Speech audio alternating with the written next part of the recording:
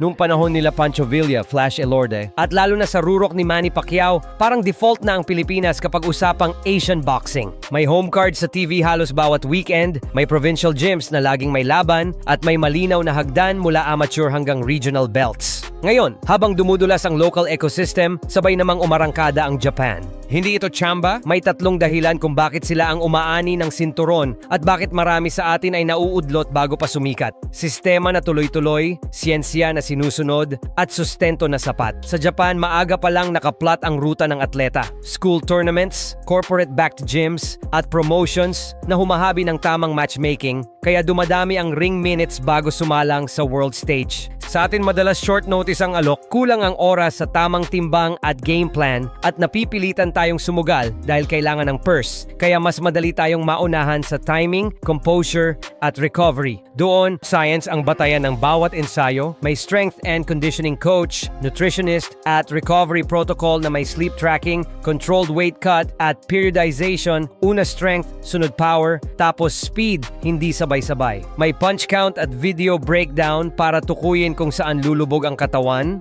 anong anggulo papasok ang left straight, at anong exit ang ligtas pagkatapos ng kombinasyon. Sa atin, puso at sipag ang lagi pero kulang ang datos. Hindi nasusukat kung gaano kabigat ang load kada linggo, kung kailan dapat mag-deload at kung sapat ba ang micronutrients bago ang weigh-in. Sa Tokyo o Yokohama, kaya mong makaspar araw-araw sa pressure fighter, counter puncher at rangy jabber sa iisang zip code. Sa atin, hiwa-hiwalay ang kalidad ng ensayo kaya hindi laging nakakakuha ng world-level looks. Kapag dumating ang championship rounds, doon lumilitaw ang pagitan ng halos at tunay na kampyon. May usapin din ng sustento at market. Sa Japan, malakas ang domestic TV at streaming kaya kaya nilang mag-host ng home court title fights. Ibig sabihin, kontrolado nila ang petsa, spar partners at recovery at hindi hinahabol ng visa, jet lag o huling oras na pagbabago sa venue. Resulta, mahihinog ang bituin step by step. Sa atin,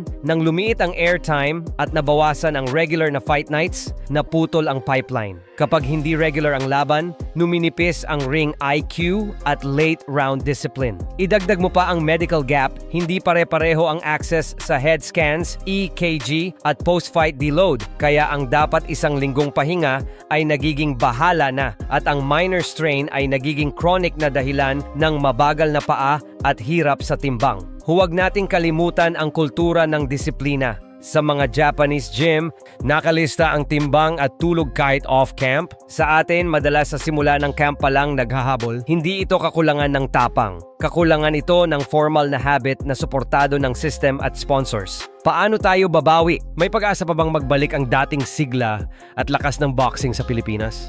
Ano sa tingin nyo ang kailangang gawin ng ating mga boksingero o namumuno? Let me know in the comments section.